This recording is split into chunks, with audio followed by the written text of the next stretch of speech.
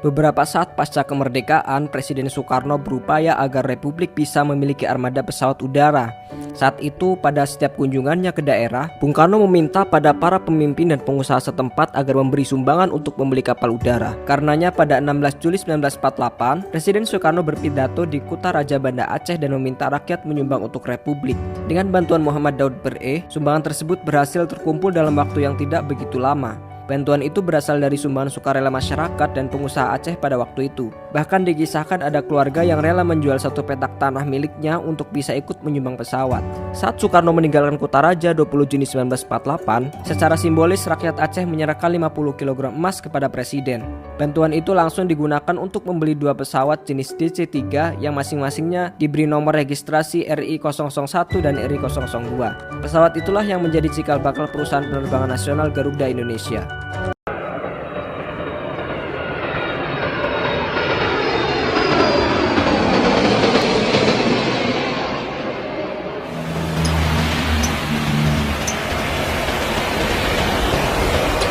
Belakangan ini, pemberitaan tentang maskapai flag carrier Garuda Indonesia menjadi trending topik di sejumlah media dalam negeri.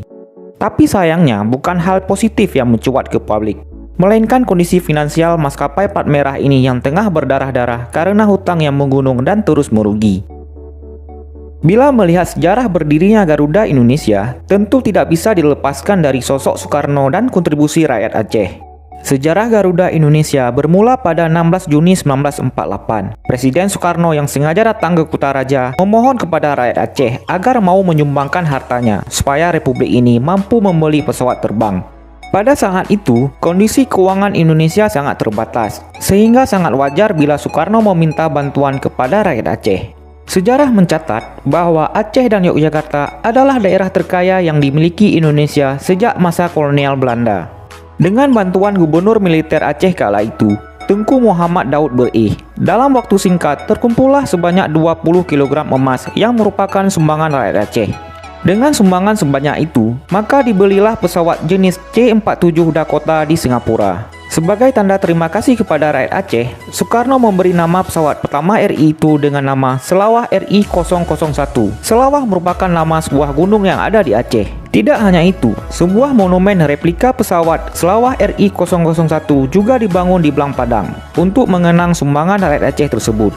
Tugas pertama pesawat Selawah RI-001 adalah membawa wakil Presiden Muhammad Hatta ke Sumatera dengan rute penerbangan Yogyakarta ke Jambi, lalu Payakumbuh hingga ke Kutaraja, lalu kembali ke Yogyakarta melalui Payakumbuh. Awal Desember 1948, pesawat harus mendapatkan perawatan selama 3 pekan di Kalkuta, India. 2 minggu kemudian, tepatnya pada tanggal 19 Desember 1948, terjadi agresi militer Belanda yang kedua, sehingga pesawat tidak memungkinkan kembali ke tanah air. Hubungan antara awak pesawat dan pemerintah pusat di Yogyakarta terputus. Untuk membiayai kebutuhan para personil dan perawatan pesawat, dibentuklah perusahaan penerbangan Indonesia Airways yang diawaki personil AURI. Dan dengan persetujuan Duta Besar Indonesia untuk India, Dr. Sudarsono, pesawat beserta awaknya disewakan kepada pemerintah Myanmar. Tanggal 26 Januari 1949, pesawat itu diterbangkan dari Kalkuta menuju Rangon, Myanmar. Hasil penyewaan pesawat itu digunakan untuk membeli sebuah pesawat dan menyewa satu pesawat lainnya dari Hong Kong. Selama 19 bulan Indonesia Airways bertugas di luar negeri sebelum akhirnya dilikuidasi pada Agustus 1950. Selain itu, ada hal yang luput dari pemahaman sejarah, yakni andil pemerintah Belanda. Hal ini berkaitan dengan kesepakatan pasca pengakuan kedaulatan Indonesia oleh Belanda pada 27 Desember 1949. Salah satu hasil lanjutan kesepakatan Konferensi Meja Bundar adalah rencana pendirian maskapai penerbangan patungan antara Belanda dan Indonesia. Presiden Soekarno memutuskan untuk memilih nama Garuda Indonesian Airways sebagai nama maskapai ini.